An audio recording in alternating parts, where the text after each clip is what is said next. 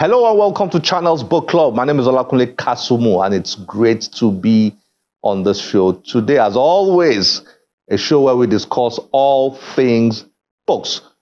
Well, I've got a book here with a fascinating title. Many years ago, a man called John Hawkins was a slave trader, an English slave trader. He came here, took people away, turned them into slaves in the Americas. Remember, we had over 400 years of the transatlantic slave trade. A lot of people don't know that over 4 million people were taken from this place that we now call Nigeria. That's apart from other places in Africa. I mean, this place that we now call Nigeria, over 4 million of our people were taken away to become slaves in the Americas. Did you know that? That's a bomb. That's big news. That's something we should study, we should research, find out what are the implications of that, and so on. Anyway, Hawkins went with slaves, and the Queen of England, Queen Elizabeth I, was happy about that venture, and she saw that it held a lot of potential profits for her and for England. So she dived into the business of slave trade. She gave John Hawkins a ship. She leased a ship to him for his second expedition. Now, that second expedition was very successful and made Queen Elizabeth I a lot of money and effectively made slave trade official in England. And England became the greatest slave trader in the whole of Western Europe and the world. Now, that ship she leased to John Hawkins was named, guess what? Jesus of Lubeck. And from there, Dele Ogun, our guest for today, came up with the title of his fascinating book titled A Slave Ship Called Jesus.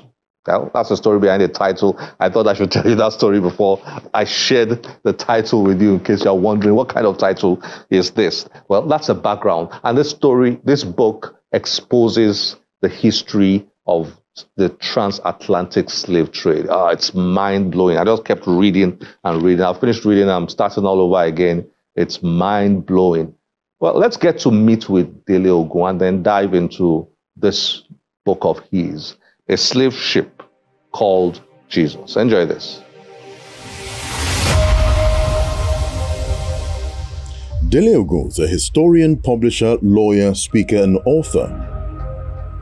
Ogun, who is the convener of the Fatherland Group, is an alumnus of London Metropolitan University, the Chartered Institute of Taxation of England and Wales, and the London School of Economics and Political Science.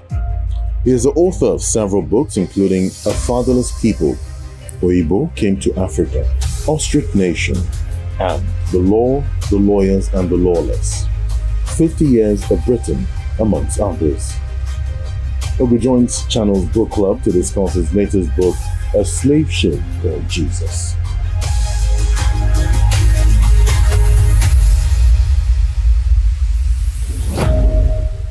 Dele Ogun, nice to have you on Channels Book Club. Thanks. Nice to be back. Great to have you back. Fatherless. Wow. Blockbuster book. It's going good. How has it been? I mean, yeah, it's taken a life of its own. It has spawned a community of readers who themselves now crystallized into an organization called the Fatherland Group, which I regard as the de facto opposition party in this country, because there is one party rule that we have here. They cross from one party to the other. I call it Owambe politics. There's no ideology separating them. So there's a party over here and then there's a party over there. So we're filling the gap. Let me spare you from the politicians listening to you now, coming after you. They love me really. They know. Okay, but I mean, you are essentially not a politician. No. A lawyer, and I dare say primarily a historian. I mean, that's your passion. That is what I've become. It's a metamorphosis. Yeah. And you seem to be on a mission to help our people understand their story. Absolutely. The creation of Nigeria, what led to the creation of Nigeria, and how that history connects to our current day realities. So very true. Is that correct? That is correct, because you see, we know we have a problem, and we've been trying to solve that problem for how long now? Our generation, here's the gray hairs between ourselves. I'm a young man. Our fathers tried before them, and still the problem remains unsolved. You can't solve a problem until you understand it. We've skipped the learning exercise that precedes and must precede a solution. If you jump the understanding and say we know it, we're going to move on to the solution, you will fall, you will stumble, you will collapse, which is what has been happening. So we've got to retrace our steps. And that means understanding the genesis of this Nigeria story. Not even from 1900, you've got to take it from the roots. And so that is the exercise that I've taken upon myself to say, help our people to understand it. Others will come with the solution. I think I've got part of the solution, but a real solution will be implemented by others. But the void, which is the understanding, especially in a country where they decided not to teach history. And we're almost like, in the context of history, we're like free-range chicken. Whatever you find is what you consume. So as a result, there's a lot of propaganda, there's a lot of gossip, there's a lot of beer parlor gist, rather than structured learning. And if we can all get onto the same page in terms of the understanding, then the solution becomes so much easier. Well, I mean, there's a lot to talk about that. But since our focus is primarily on this, your new book, with a very interesting title, A Slave Ship Called Jesus. You know, when I first saw this book and I considered us featuring it, I said, I hope I won't get in trouble with viewers. I've been considering, of course, for obvious reasons. It is hard hitting. Yeah, a slave ship called Jesus. Why this title and what motivated this book? I would like you to introduce it to viewers and then we dig in. Yeah, I mean, as far as the title is concerned, I was just minding my own business. I was just, as any educated African should, seeking to teach myself about what happened in that trade. What was it all about? How did it start? By trade, you mean the slave trade? Transatlantic slave trade. The transatlantic slave trade. How did it start? What was going on? And it's in the course of research that you come across certain factual details. And finding that one of the ships was called Amazing Grace. Another one was called the Jesus of Lubeck. Now that hit me hard. Given that I was raised in a Christian setting, I was struck by the fact that this evil trade, this where you ship people out of their continents, you wrench them out of their environment, you shove them into the boat, chain them down, you sail them across the oceans onto these plantations where they're often worked to death systematically. And these ships can be called the Jesus of Lubeck. Religious names. And what's especially when you consider that this was a time when Christianity was very strong in Europe, such that attendance in church was compulsory. It's not like now they don't go to church. It's our people who are all running to the church. They don't go. But then their approach to church was as our approach is now. And just imagine us in this era, assuming the trade never happened, and assuming we were the ones going to initiate the trade. And the ship, we say, is going to be called the Jesus of Lubeck, the grace of God. How does that happen? So ships used to take human cargoes from here to the Americas and so on were labeled Grace of God, and then, of course, Jesus of Lubeck. Yeah. That's where your title. That's where they gave me the title. They gave me the title. Interesting. We'll dig into this. I mean, we don't have so much time, but we'll try. Do you think that not enough is known about our slave trade history, and what's the danger of this ignorance? We certainly do not know enough about this very vital period in our existence. This was 3 centuries. This was the 1600s to the late 1800s. About 400 years. About 400 years. That is a huge chunk of one's civilized existence not to know anything about. And in contrast, China, who we try to say we want to aspire to be, they are so versed in their history. Every aspect of Chinese. The Chinese. Every aspect of their history. They have a concept called the 100 years of national humiliation. So they soak themselves in the understanding and knowledge of what happened, because that's a key part to how you got to where you are. But if we say it all happened a long time ago, it means that the events that happened then, we're not able to recognize them in our present. So, for example, much of our setting now, the kind of governance that we have, is not wholly dissimilar to plantation life, where you had overseers over the enslaved unfortunates, laboring in the fields in all sorts of inhumane conditions, and then the overseers sat above them, punishing them accordingly, and they were rewarded because the overseers were just like the managers on the ground. The owners will be back home in England, back home in America, back home in Europe. So you see that relationship, you could almost transpose it to what we have now in terms of what we call governance.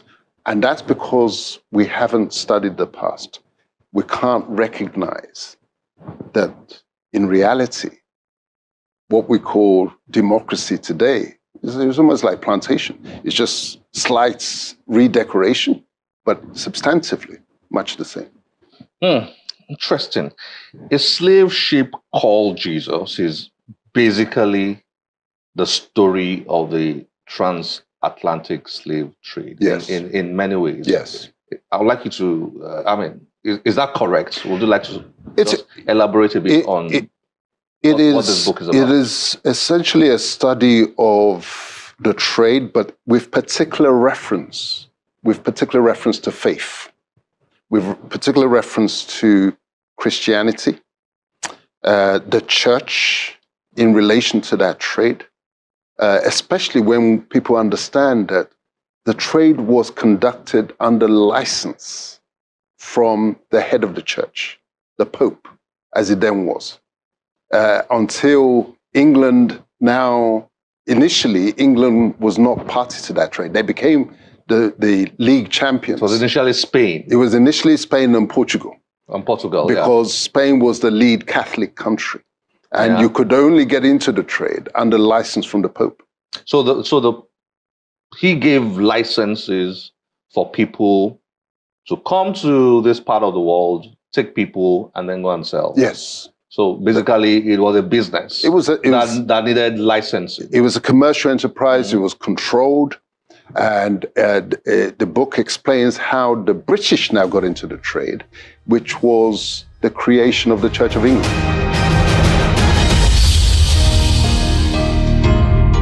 When Henry needed his divorce... Henry the Seventh? Henry the Eighth. He needed his divorce from the daughter of the King of Spain, because Spain was like America today, the enforcer, the global enforcer. There was no way the Pope was going to approve that divorce. So what did Henry do? He did what I call the original Brexit, the first Brexit. He declared, I'm leaving, and I'm leaving with my people. I'm leaving the Catholic fold. I'm setting up my own church. He made himself the head of the church and granted himself his divorce. And remarried. And remarried. And that now freed England to enter the trade. And it was actually his daughter. Yeah, because English businessmen, let's call them that now, suddenly found out that they did not need the approval or the license of the Pope Correct. to get into the business of slave trade, right? Correct. Is that correct? Absolutely. So Because it's sort of like opened the market. it opened the markets. That move of taking themselves out meant, just like the recent Brexit, whilst they were within Europe, they were bound by the rules of European trade, etc. By the Brexit that we all followed, the debates around, etc. They now free themselves to make whatever trade deals they want. Similarly, in that original religious Brexit, where they pulled themselves out of the Catholic fold, set up their own church, they were now free to go in and do what they like. And the profits were so huge that they couldn't simply stand aside. And so that's when the ship that was owned by the royal family, it was Queen Elizabeth I. Queen Elizabeth I. She had inherited the ship from her father, King Henry VIII, and she now chartered that ship to the slave trader. John Hawkins. To John Hawkins. And his family. I mean, viewers who probably have not read this, the Jesus of Lubeck ship, which Yes. he named this book after, was owned by Queen Elizabeth I. Correct. Right? Queen Elizabeth I gave it to John Hawkins, the slave trader, for business. Yes. And then the profits from it was shared. Yes. So the Queen made a lot of money. It was her contribution to the business, like any business. Investment. Yes, an investment. That's my contribution to the capital with which we're going to trade. So we don't have enough time to discuss this because it's my head is just spinning. I mean, when I was reading your book, I've read it once. Now I'm going to read it 2 more times. I promised myself that because there's no way you can grasp all this from one reading. It was a structured, organized business. Absolutely. Sanctioned by the government of England. Absolutely. Correct. And the government of England, which was also at that point in time, more or less synergized with the Church of England. Yes. Basically. Indeed. Indeed. So. Indeed. And this is very important for our people to understand because, we often get caught up in a conversation. People say, we were selling our own people. Yeah, now, that's another thing. It is so important to understand that this was a structured enterprise.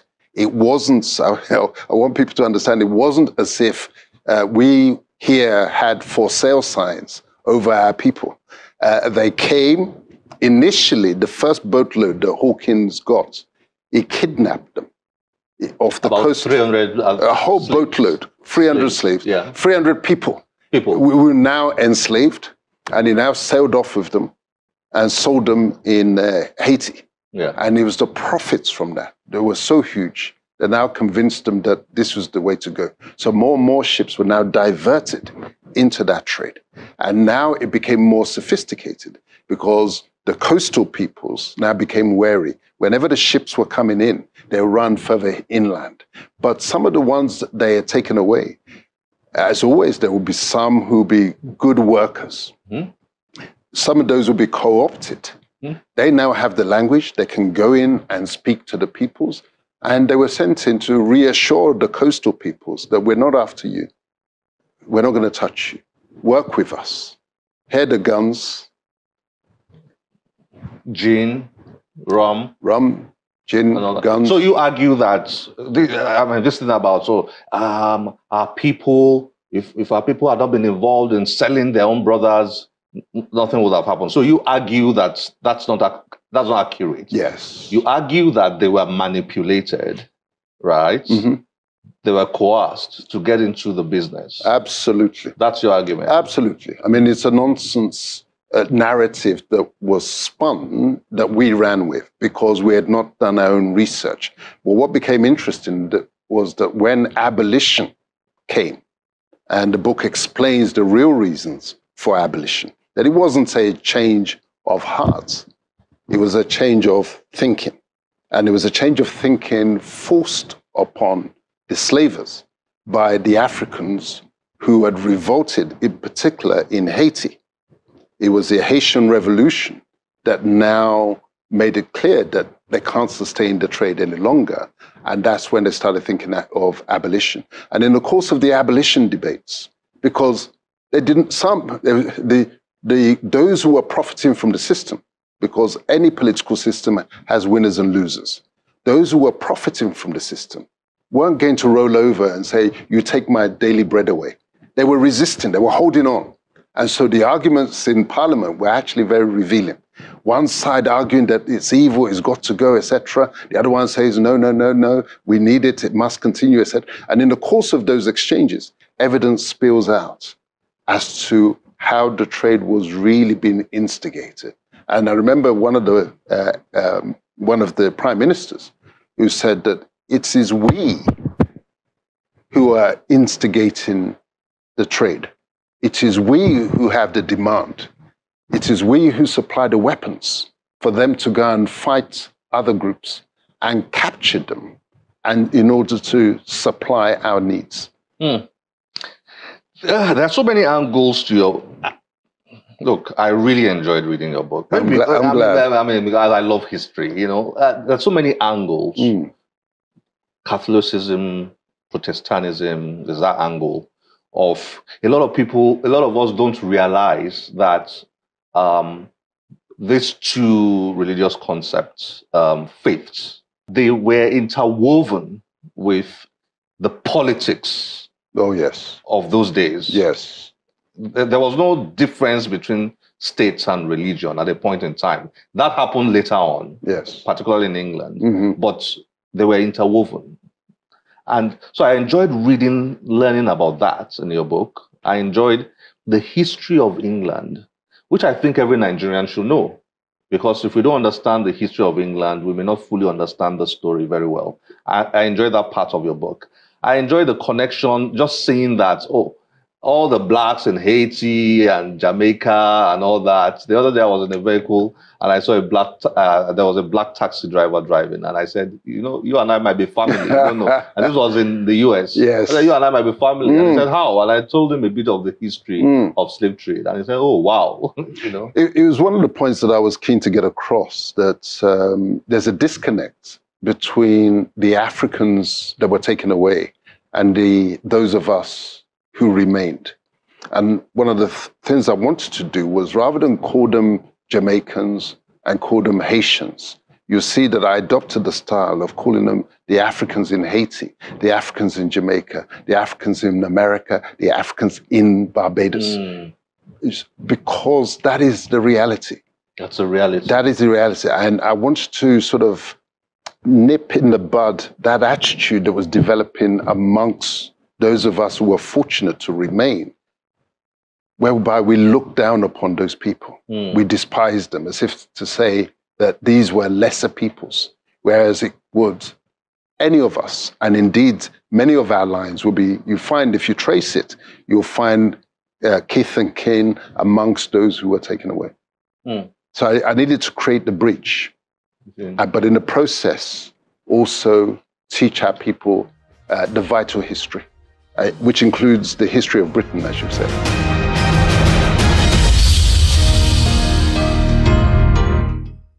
So much to learn about our slave trade history. So much to learn. I suspect that when we learn those things, our eyes will just pop open, and so many things to learn about our slave trade history.